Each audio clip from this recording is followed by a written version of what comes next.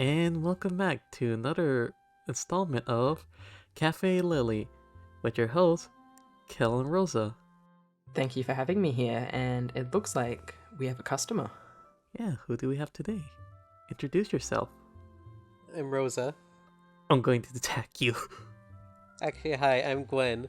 I was courteously invited on this podcast as an expert in my field of marine biology and being a gay woman. We're happy to have you here. Now, when you say marine biology, what have you been studying? Oh, you see, there's this, and you talk about Yuri anyway, there's this underappreciated queer media gem in the anime space. It's called SpongeBob SquarePants. Really? I've never heard of it. Neither have I. Yeah, it's a little bit like under the radar. A lot of people, it's an undiscovered indie gem of a show. Okay, so SpongeBob. Everyone's watched SpongeBob. Well, Everyone in the world has watched SpongeBob. My wife was banned for watching SpongeBob. I have seen one episode of SpongeBob in my life. I'm looking forward to learning more about it. Okay, so if you know anything about SpongeBob's shipping community, you know that SpongeBob is pretty groundbreaking in terms of Western animation cartoon yaoi ships. Everyone talks about Squid Bob and Plank Crabs, all those classic couples. Yeah. But what people don't talk about, and what I'm here to talk about today, is all the undiscovered and for a long time neglected Yuri potential of the SpongeBob franchise. Yes, of course. We were actually requested to talk about this by Nintendo of all people. Oh my god. And when we saw that, we knew that we had to get an expert on the show. Yeah, and we knew that you're the one who was perfect for this. Of course. I host a podcast called the Krusty Kast on YouTube with my friends Jasmine and Randall and also Maddie. We watch SpongeBob episodes. Right now we're in the middle of season 1 and we're going to be doing this for decades probably because the show will never die, but if you want to hear us revisit episodes, have some good laughs, complain about salad, we just have a great old time there. So today, I'm able to bring my SpongeBob expertise to a different web show of much renown. None of these episodes are ones I've watched on the podcast, because all the SpongeBob Yuri shit is in, season 10. Well, yeah, I'll get to that. It takes a while to get to the good stuff. Yeah. Yeah, it's a bit of a slow burn romance. Okay, so there's 2 viable SpongeBob Yuri ships, I'd say, bar, really fringe stuff in, OCs. The first one that, people probably think of when they think of SpongeBob Yuri is Karen X Sandy. And I'll be getting to that, but first I want to give a little shout-out to, Squidina X Pearl. Now, you know who Squidina is, right? I can't say I do. She's Patrick's sister. She's a squid, and she's Patrick's sister. If you might know her from her appearance on the Patrick Star Show, where she appears in the theme song, and as Patrick says in the theme song, she is shy. Her personality is she's kind of like a nerdy, intellectual foil to Patrick on the show. And what's interesting about her that I didn't realize until doing this research is she actually debuted in the mainline show, and she's a teenage girl in the mainline show, but in the Patrick Star Show, she's a 9-year-old child, which is very strange. But the Patrick Star Show, I didn't watch any of it to prepare for this because it scares me, but it really is just a completely different dimension there. Yeah. Yeah, we're not gonna ask that of you. Thank you for the research that you've done already. Thank you. You have professional standards. Okay, so Pearl, in case you don't know, she's Mr. Krabs' daughter.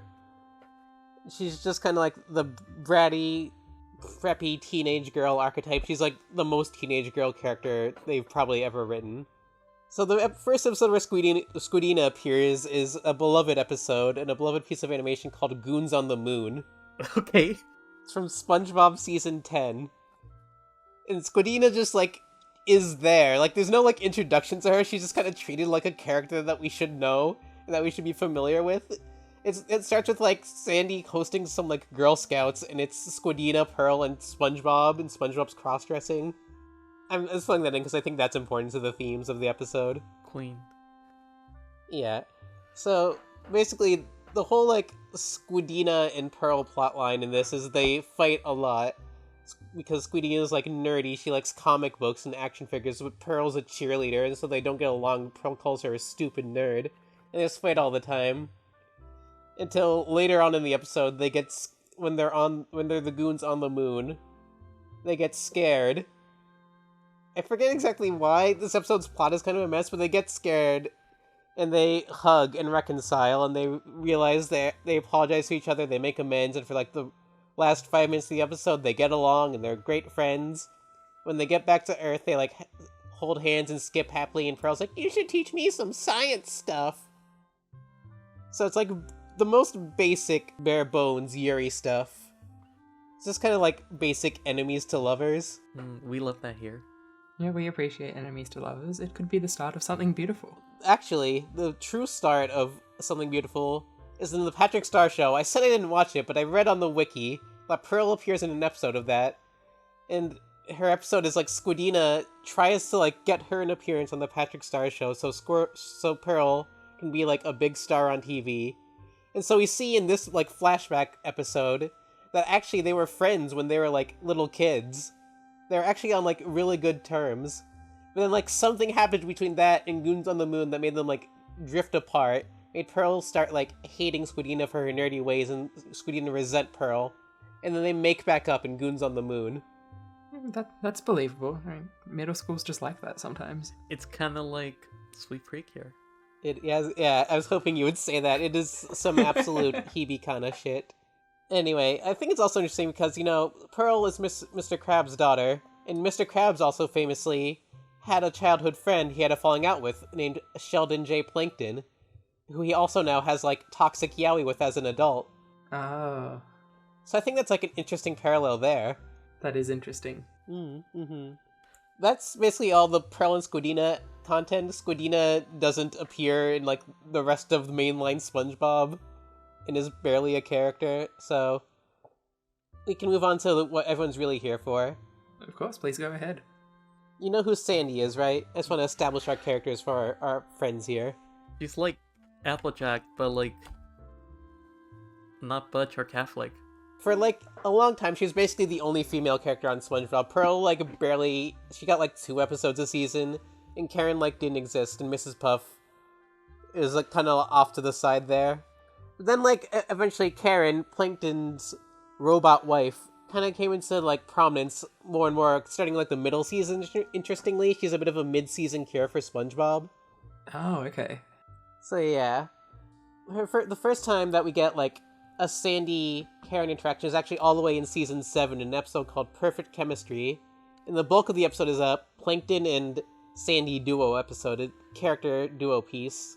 But there's one, like, very interesting little scene where it's the first time Sandy actually interacts with Karen. It's a very, I think, telling little scene. Plankton's like showing Sandy around his lab, and then Sandy like notices Karen, and Karen like gets in a fight with Plankton, and they just yell at each other because they have a loveless marriage. But like Sandy walks up and is like, "Wow, you're such an amazing advanced model of computer. I'm so glad I get to see one in real life." And Karen like is very flattered by this. So, like, immediately, they, like, hit it off really great, have a great rapport. Sandy kind of, like, hitting on her low-key. Yeah. I just think it's very interesting, because it's, like, directly, like, set against Plankton, like, Karen and Plankton hating each other. It makes you think a little bit. Yeah, Karen needs to get with someone who would appreciate her. Yeah. Yeah, that's kind of, like, the whole crux, I think.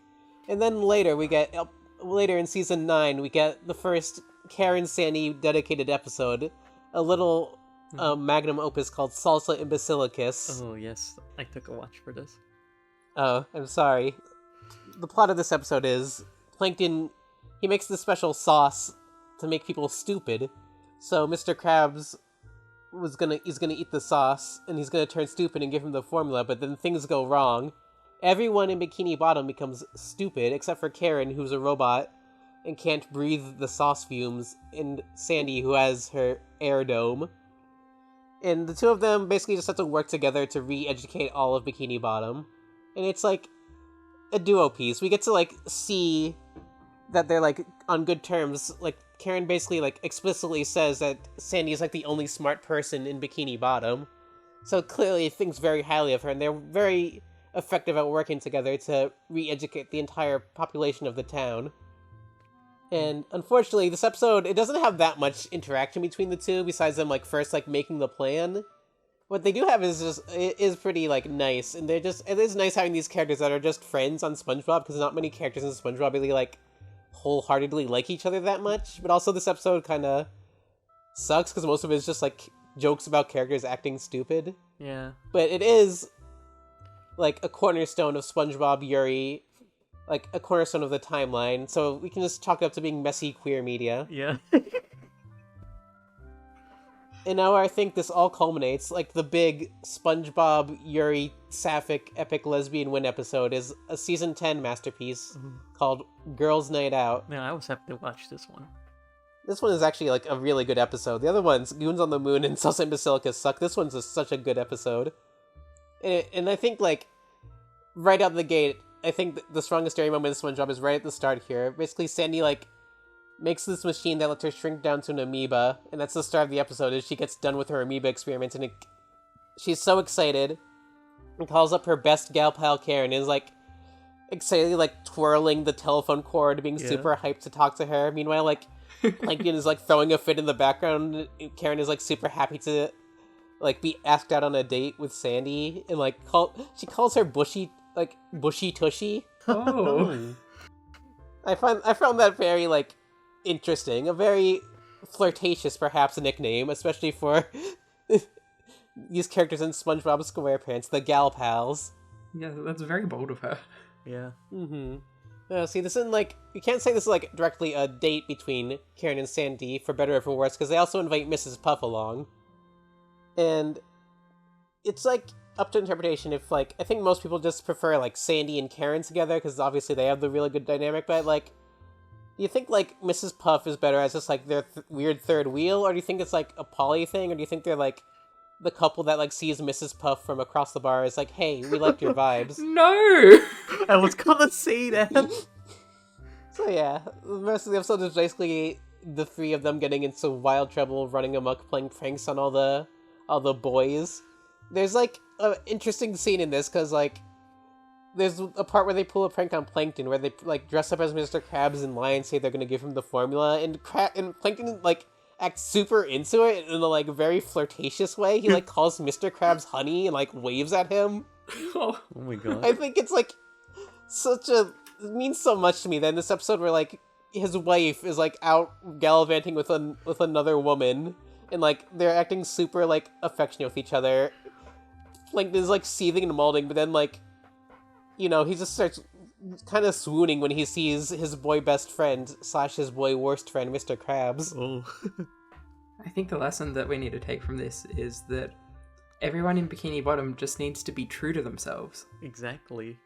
That's, like, the ongoing thing, I think, is these people are, like, they're forcing themselves into these boxes, into these unsatisfying couples. Into these fish tanks. Into these fish tanks. When really, they should be free. They should think about how they really feel about people of the same gender. Yeah. And maybe people will be happier that way. And also, that's, like, the Yuriest parts until, like, the end. The, like, last half of the episode is basically them pranking SpongeBob, but then it goes wrong and he starts causing trouble all over town. And the episode ends with them, like, deciding to get peace and quiet by going back to the amoeba dimension. And they have their little gal pal date there, but then, like, somehow the boy characters, Mr. Krabs and Plankton and SpongeBob, all come back and start causing trouble there, too. And so the episode ends with them all, like, rolling their eyes and being like, ugh, men. I know. So, like, just really, like, dykey capper to this very sapphic overtone episode. Well, thank goodness for that. So yeah, that's, like, my primer here. So, before we, like, move on, I guess, I just want to, like, paint, like, a picture of the, like, SpongeBob Yuri dynamic, because it's, like, a very interesting, like, love pentagon going on. We got, like, Sandy, who's, like, clearly at least pining for Karen. She wants to see that motherboard. Yeah, wants to see the specifications. She wants to process her. Karen is in a loveless marriage with Plankton, and Plankton is toxic yaoi with Mr. Krabs.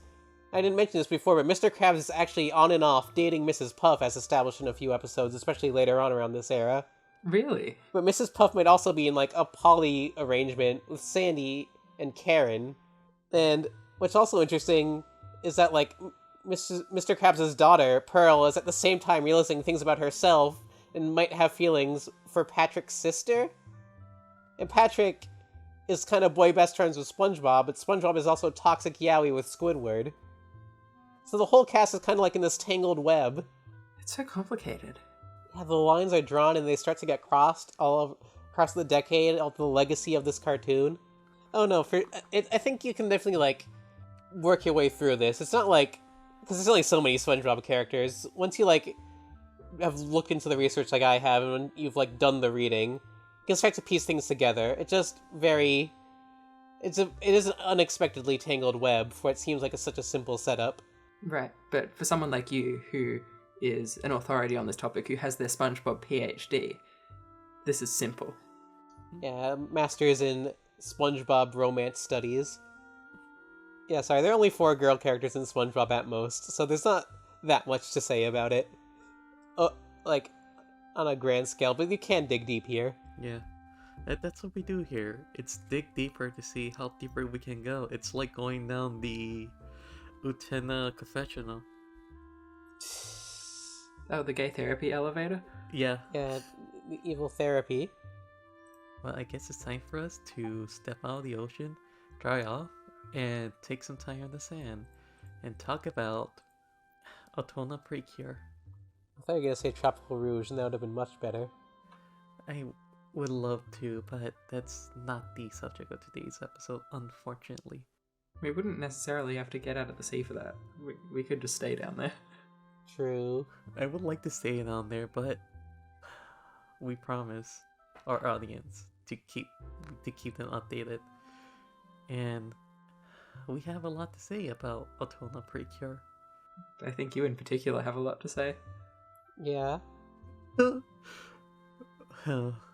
Now, in the past few weeks, 2 episodes have released. Now, we had the Karen and Kurumi episode, and I have to say, they were clearly having fun with that pair up, as they historically been. Mm-hmm. Their relation is very sweet, and I like the build-up, how they explain that, like, Kurumi loves this alcoholic apple drink so much, is because it reminded her of the time Karen took care of her when she was sick. God, that's so funny. That's so smart, but also really funny. It's like, you took care of me when I was sick. So, which ties the themes together of, like, Karen understanding why she wanted to be a doctor. Yeah. And why Kurumi is, like, ride or die with Karen.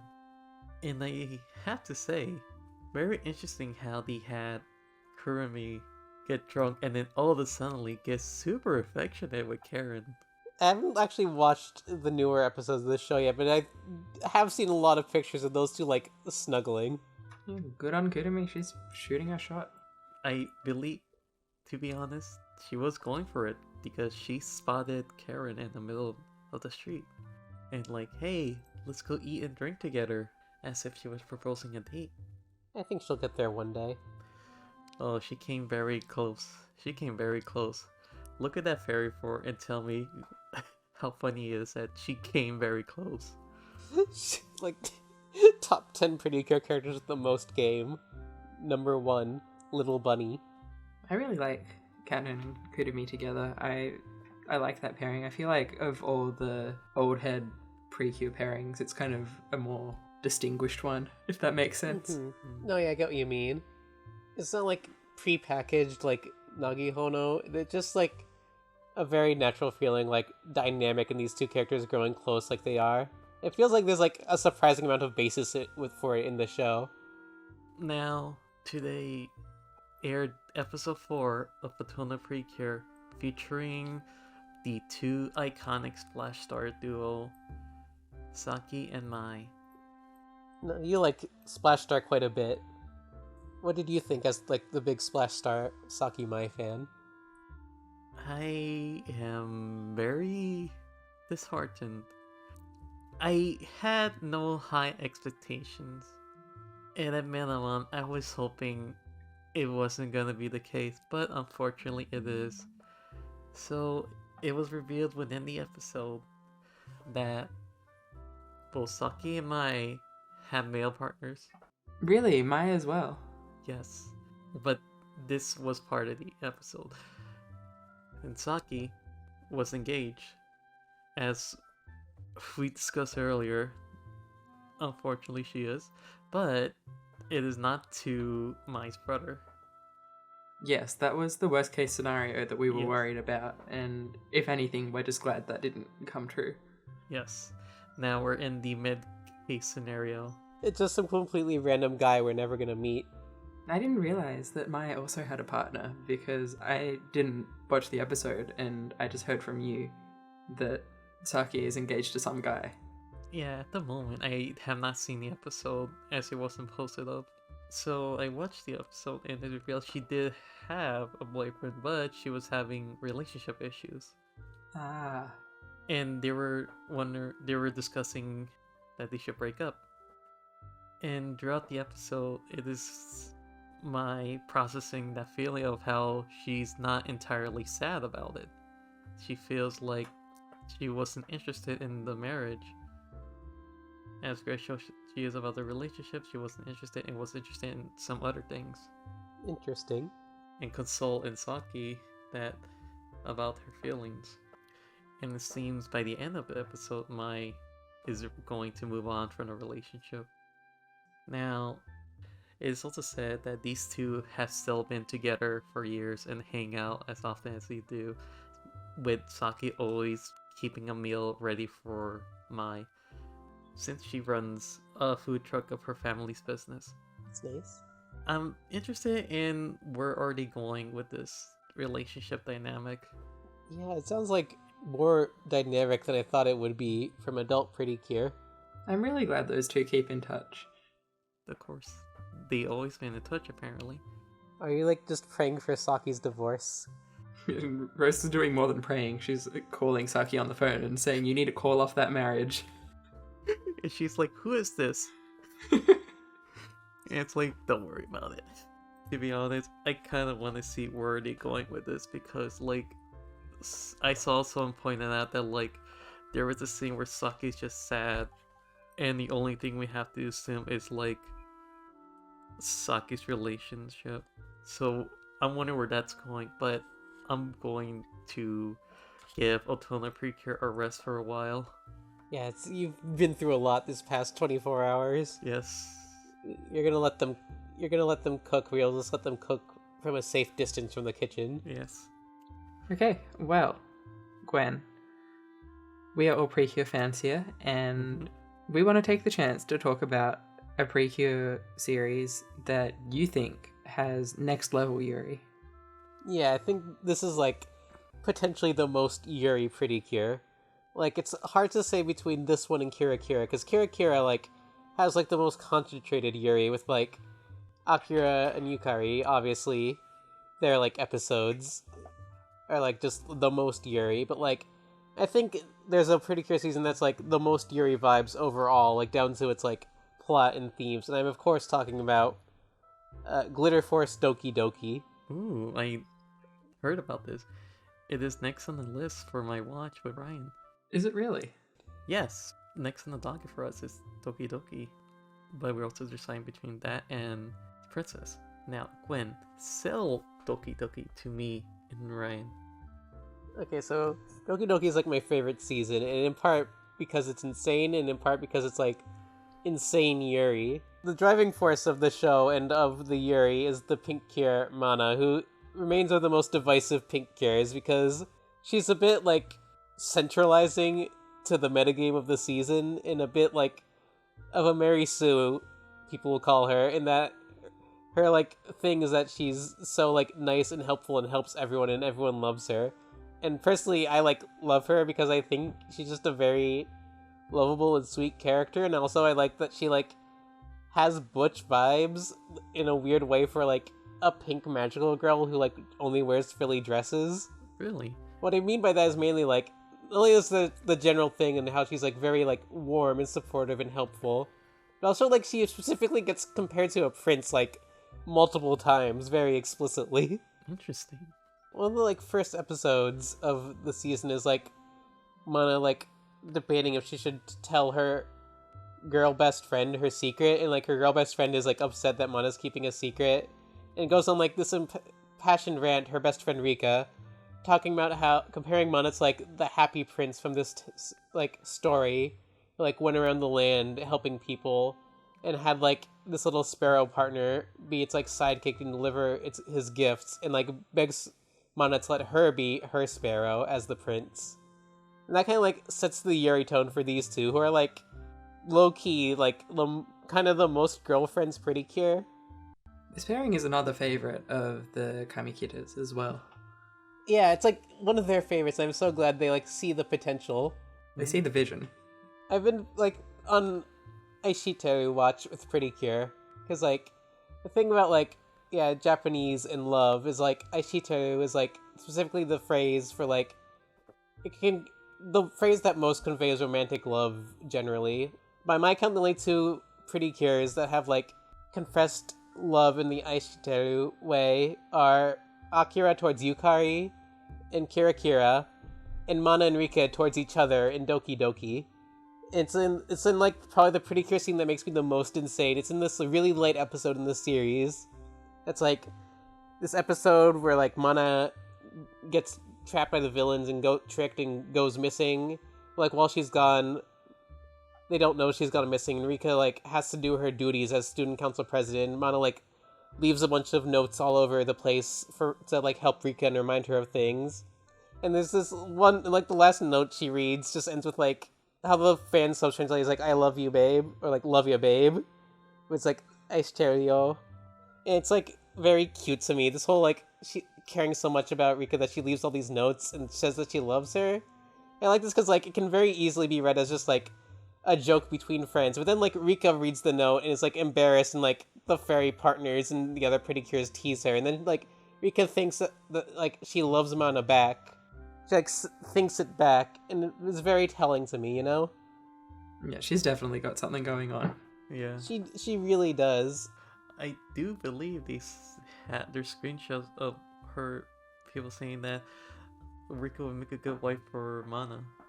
I didn't even talk about that. There's like that. There's also a whole episode with another character who was like third on the rung of DokiDoki Yuri, Mako P.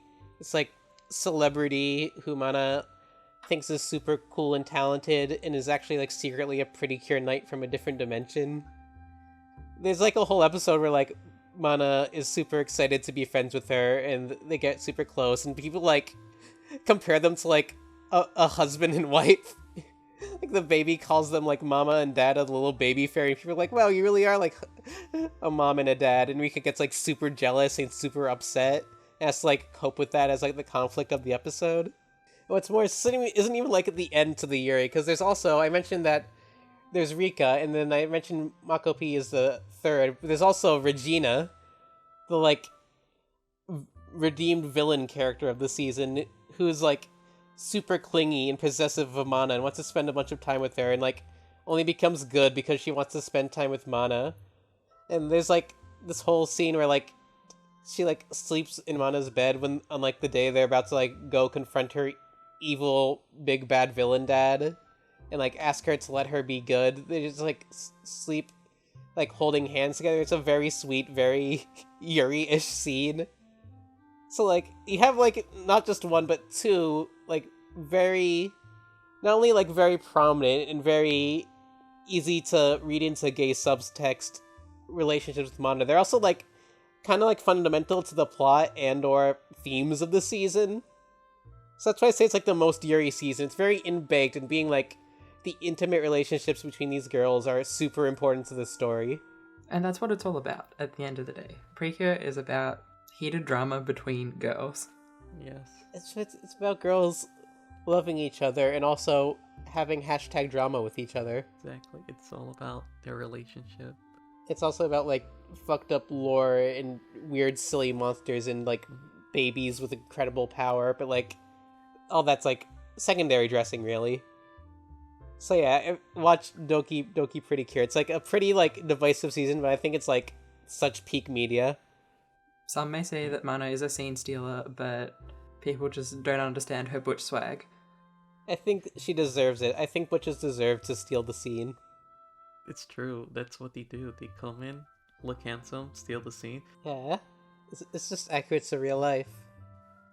Now, Kills. Yes? Now, what's in the end of our docket? We have to give a shout out, a Petal and Leaf adjacent shout out A huge shout out. to our friend Luna's webcomic, which has just updated, came out with a new chapter.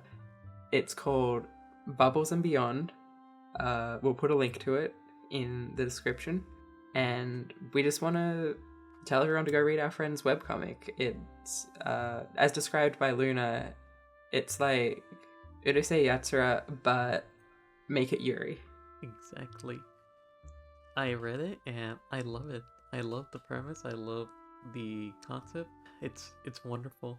I love this. It looks like it's gonna be a fun ride. And I gotta say, huge respect for Luna. And they're like super much art of like Precure characters. Yeah, one of the best artists in the Precure community for sure. Absolutely. I've not read the comic yet, but I sure am looking forward to doing that after this episode. Which you should all do too. That's something I respect more than anything, and something that I aspire to is making comics that is just the thing you already like, but make it have a butch main character. Exactly. It's literally so smart. And you like Formerly Butch because you can see yourself in one. It's true, Gwen. I believe you. I believe everything you tell me. Who am I to distrust a femme? Trust me, Kel is the most Formerly Butch I know. Well, even more than Ryan? Ryan pulled me. Okay, that's fair. Ryan knows what she's doing. Sorry, Kills. Look, I don't debate you. I just think we've gotten a little bit off track. Yes. Huge fan of Luna's work. Look forward to it. It's always wonderful when we see our members do wonderful work. Yes, definitely. We got Laura's Quest. I look forward to the next chapter. Look forward to more Bubbles and Beyond. Yeah, Petal and Leaf is taking off. Yes. And who's to say? We might have another comic down the line. Maybe we'll finally finish an original one eventually by next year. Now, any last words? I love women. So true. Yeah, this has been Gwen of SpongeBob Sciences. You can once again follow my friend's funny YouTube podcast, The Krusty Kast, at The Krusty Kast on YouTube. Great show. Highly recommend it. Even as someone who isn't that familiar with SpongeBob, I've listened to a few episodes and great vibe. It's very Startcast adjacent. Yeah, a bit. I mean, you guys have put up like a bunch of random images. Yeah. Startcast fans will feel right at home in our insane clutter. Now, thank you all for joining Cafe Lily. We hope to see you next time. And one last thing. Soggy, you better divorce that nobody. See you next year. Bye bye!